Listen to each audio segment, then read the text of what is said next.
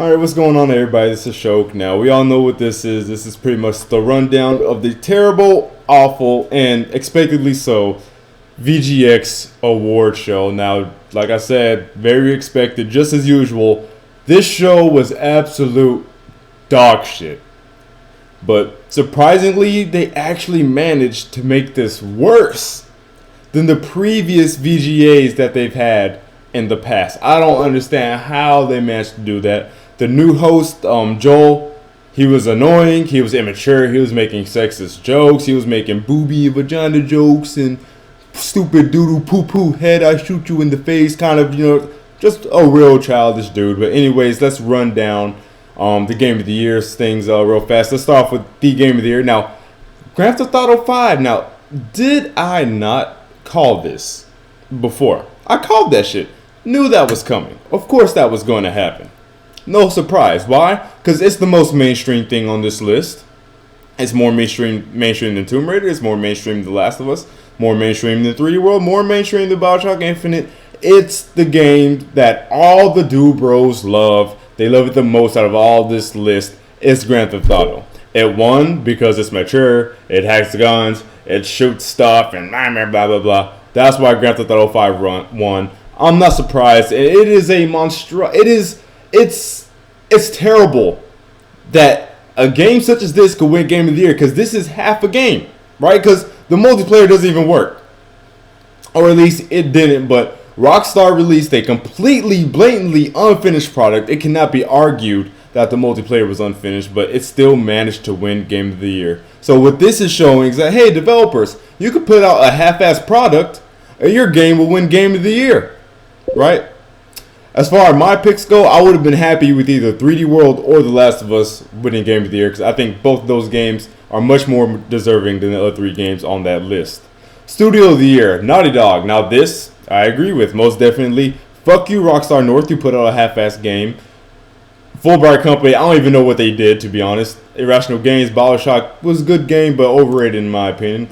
Best shooter, Bioshock Infinite. Battlefield 4, Call of Duty Ghosts, Metro Last Light. Yeah, I would have to agree with Bioshock Infinite. Best action adventure game. This made me mad. Assassin's Creed Black Flag beat out The Last of Us for best action adventure game. Really?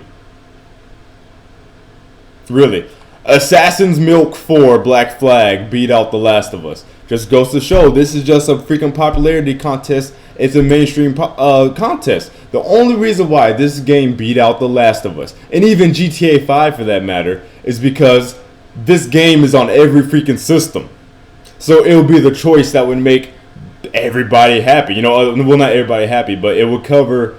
It has the biggest fan base out there. You see what I'm saying? Probable fan base, because this game is on everybody's system. You see what I'm saying? So therefore, it has a higher chance of, of it being the more suitable choice for an action adventure game of the year. But that's some bullshit. I definitely think that goes to The Last of Us. Best sports game. You guys know I don't play sports games or whatever. But what from I hear from NBA 2K14 from my friends who play it, it's actually a very good installment. There's actually some different changes, and the game does look beautiful on the next generation consoles. Best independent game. Only played Papers, Please. If you guys watched my VGA video before this week, so I really can't say whether or not Gone Home deserted or not. So yeah. Best RPG. Honestly, out of this list, I wouldn't care who got it. I mean, I have not played Ni no Kuni like I said before, but I still do recognize that as a quality title. So although I freaking love the hell out of Fire Emblem Awakening, that's my favorite game on 3DS so far. I love Final Fantasy 14. I have that as well on PC. And I also have Pokemon X and Y, and I love that as well. I'm cool with Ni no Kuni winning that, because it's one of those categories where I feel that all four games are, deserving of recognition, and all four of them are, really great games that deserve to be there. Best fighting game, yeah. I mean, I really haven't played Killer Instinct. Dive Kick doesn't really count, really as a serious fighter. Then Tekken Revolution is just kind of irrelevant.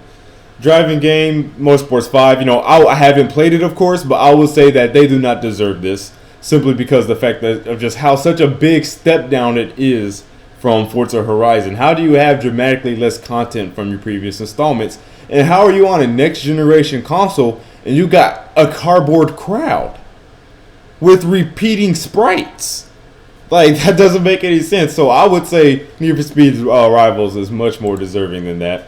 Best DLC, Far Cry 3 Blood Dragon. Yes, that's what I wanted to win. Best Xbox game. No actual exclusive on here. I really have no opinion on that. Best PlayStation game, The Last of Us. Hell yes, I agree with that. It deserves it. Best Nintendo game, 3D World. Of course, that was kind of no contest. PC game, Gone Home. I have no opinion on that. Best handheld game, Zelda: Link Between Worlds. Yeah, totally. Out of this list, most definitely, yeah. Best casual game, don't really care much about that, but Animal Crossing won. Best voice actor, I voted for Troy Baker, so I'm glad he won. And I also voted for Ashley Johnson, so I'm glad that they both won Best Actress and Actor. Best soundtrack, Grand Theft Auto 5. I saw that coming, although it's kind of, not fair because they kind of have every song in the modern world in that game. Best song in game, BioShock Infinite won. I don't even think I got that far as to where I heard that song really, so I really can't give an opinion on that. Most anticipated, for some reason they don't have the winner here. That's kind of weird. But out of this list right here, I'd probably have to say that my most anticipated is Titanfall. Character of the year, actually, well, no, I did play Tomb Raider. I forgot about that. Yeah, I did play Tomb Raider. I have GTA 5, of course, or whatever. But I really don't care about any of these characters. Although the twins, they were pretty interesting about BioShock Infinite. They were just really weird, and they would just kind of pop out of nowhere. Best mobile game, fuck this bullshit. And then that's all the awards. So let's talk about the actual show itself. Absolutely terrible. Jeff Keighley was terrible. That Joel dude was terrible. The announcements were completely underwhelming. I mean, to be honest, I didn't watch it all because after the whole Cranky Kong announcement, that's when I kind of stepped out the room and I had to collect myself, right? But I went back in every now and then to go see whenever they announce a new premiere. Honestly, and I don't even like games like this, but the most interesting thing to me was the Telltales and Gearbox announcement, how they're having a collaboration with between Borderlands and basically Telltale. So they're going to do a Borderlands style The Walking Dead from Telltale Games. Basically is what they're doing. So that's definitely interesting. I'm not going to buy it because I'm not into those kinds of games, but I would definitely watch a playthrough of it on YouTube.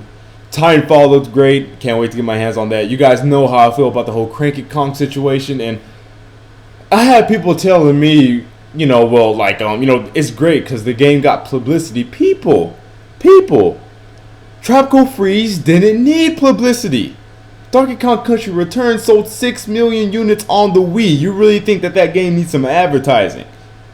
What could have really used the advertising is Microsoft's X and Shin Megami X Fire Emblem, because those are two very niche games that could have used the publicity a lot more. But you guys know how I feel about that. I'm not mad that it wasn't Zelda. I'm mad that it was something that made no sense, and we know what to expect from Donkey Kong. You see what I'm saying? That's another thing. Like, we know what to expect. We know what it's going to play. Like, we know what it is. Right? Like, we didn't need to see really any more of that in a major event. They could have spent that time to show off a much more impressive, much more suitable game for that announcement. And then for all the people saying, well, it doesn't matter because the VGX is irrelevant. No, people, it's not. It's irrelevant in the sense that its awards don't matter, yes. But to say it's irrelevant as in it doesn't matter all, that is a false statement, because it is a lot of views, people. They're always on TV. This VGX stream was the most, based off what I'm hearing, it's the most watched gaming stream ever. Based off what I'm hearing, I haven't seen an official article on that, but that's what I've been hearing. But regardless, a lot of people watch this freaking stream, and this will be shown on TV later this upcoming week. So basically, all these freaking gamers have watched this, and the face for Wii U right now is Cranky Kong. Think about that. Every gamer in the world has seen Nintendo and what they're offering with the Wii U, and right now, Donkey Kong is at the forefront. That is not good, and that is definitely a misstep. They showed Quantum Break. I actually did not watch that. I actually stepped out the room, so I missed that. South Park Stick of Truth, that looks great. I can't wait to get my hands on that game. But outside of those things, really, it was just a boring, drab mainstream American stereotypical generic gamer bullshit show that kept getting these quote-unquote YouTube celebrities that nobody gives a single fuck about. Absolutely freaking terrible. But those are my thoughts, y'all. Let me know what you guys think down below. Thanks for watching. I'll see you fools later. Peace.